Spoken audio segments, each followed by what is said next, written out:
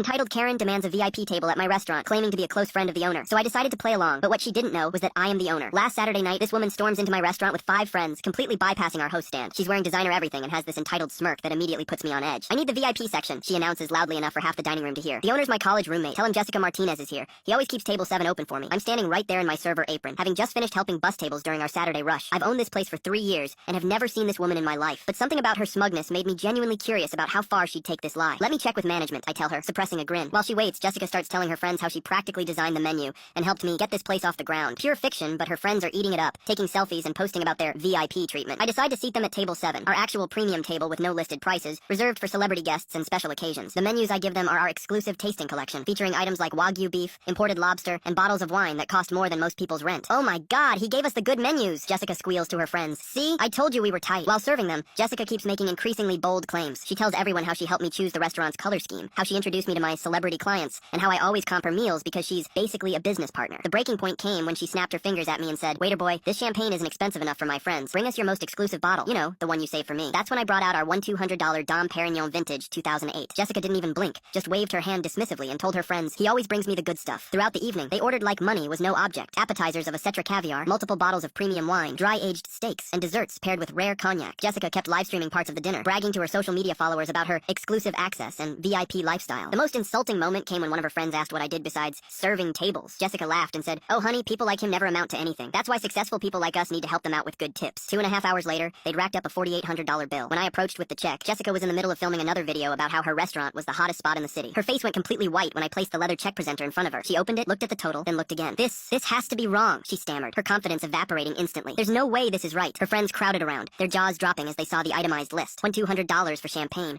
$400 for wine, $200 per steak, $150 for caviar appetizers. "I don't understand," Jessica said, her voice shaking. "My friend always covers this. Where is he? Get the owner right now." "Actually," I said, slowly untying my server apron, "I am the owner, and we've never met." The entire table went dead silent. You could practically hear the blood draining from Jessica's face. Her friends slowly turned to stare at her, realization dawning. "That's impossible," she whispered. "You're just a waiter." I pulled out my phone and showed her our business registration with my name on it. Then I gestured to the wall where my photo hung with other local business owners. "You've been live streaming lies to your followers all night," I said calmly. "Everything you ordered.